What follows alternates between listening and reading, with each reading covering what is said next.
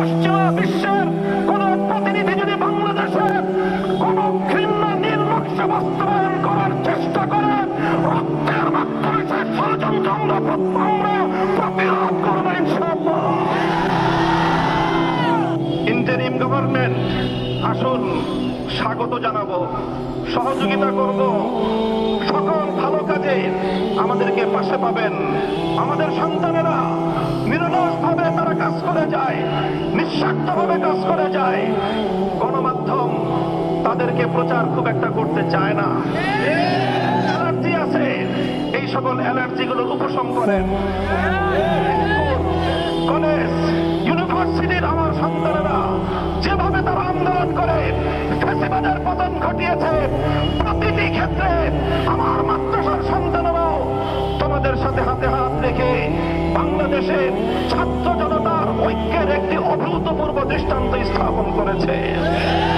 রাজপথে আন্দোলনরত আমার সন্তানেরা যখন সংগ্রাম করেছে, সংগ্রামের সময় বুকের রক্ত দিয়েছে, নামাজের সময় হয়ে গেলে আল্লাহু আকবার, আশহাদু আন্না মুহাম্মাদুর রাসূলুল্লাহ আযান দিয়ে রাজপথে জামাতের সাথে নামাজ আদায় করে স্পষ্ট বার্তা তারা দিয়ে দিয়েছে, বাংলাদেশে নাস্তিকবাদের কোনো ঠাঁই হবে না, হতে পারে না।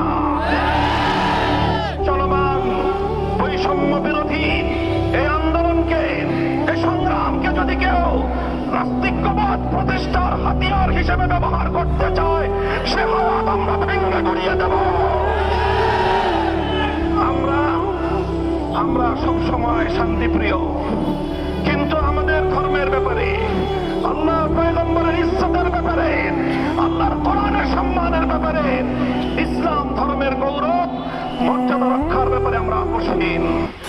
কাউকে ছাড় দেওয়া হবে না।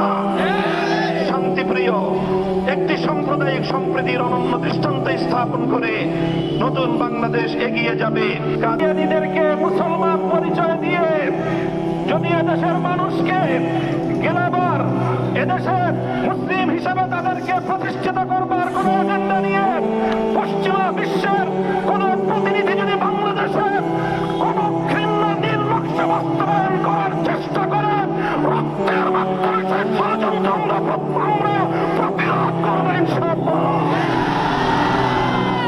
হিন্দু, বৌদ্ধ, খ্রিস্টান, কাদিয়ানী, অন্যান্য উপজাতি, ভিন্ন ধর্মাবলম্বীদের নাগরিক, ধর্মীয় সব ধরনের মৌলিক অধিকার, সংবিধান প্রদত্ত সকল অধিকার নিশ্চিত করবার জন্য এদেশের আলেম সমাজ অগ্রণী ভূমিকা পালন করবে।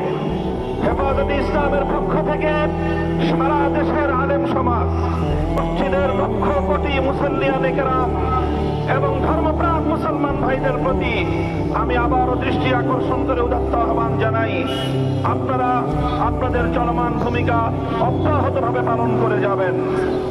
সেই সঙ্গে বলতে চাই, অন্যান্য ধর্মাবলম্বীদের ধর্মীয় নিরাপত্তা যেভাবে নিশ্চিত করতে হবে, এদেশের সংখ্যাগরিষ্ঠ মুসলমানদের ধর্মীয় নিরাপত্তা একইভাবে নিশ্চিত করতে হবে। অন্যান্য সংখ্যালঘু ধর্মাবলম্বীরা যেমন তাদের ধর্ম পালনের নিরাপত্তা পাবে, সংখ্যাগরিষ্ঠ মুসলমানদের ধর্ম পালনের ক্ষেত্রে ছলচাতুরির আশ্রয় গ্রহণ করা হবে, সেটা দেশের মানুষ বরদাস্ত করবে না। কাজেই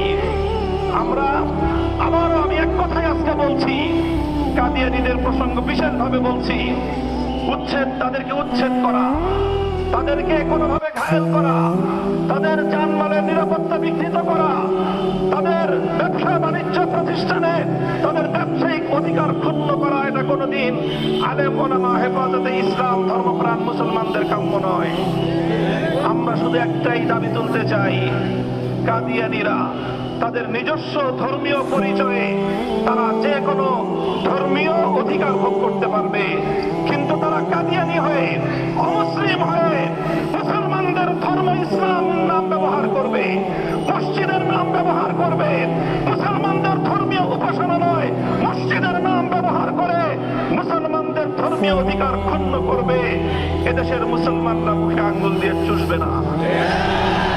দলমত নির্বিশেষে সকল নিরপরাধ মানুষের সব ধরনের নিরাপত্তা বিধানে আমাদের নেতা কর্মী দেশবাসীকে আমি দায়িত্বশীল ভূমিকা পালন করার জন্য উদাত্ত আহ্বান জানাচ্ছি। বিশেষভাবে সংখ্যালঘু সম্প্রদায়ের সকল মৌলিক অধিকার সংরক্ষণ করবার জন্য এদেশের আলেম সমাজকে আমরা প্রথম দিন থেকে আহ্বান জানিয়েছি। হেফাজতে ইসলামের নেতাকর্মীদেরকে তাদের পাশে দাঁড়াবার জন্য উদাত্ত আহ্বান জানিয়েছি। দেশবাসীকে আমরা ডাক দিয়েছি। আমাদের ডাকে এদেশের মানুষ অভূতপূর্ব সাড়া দিয়েছে।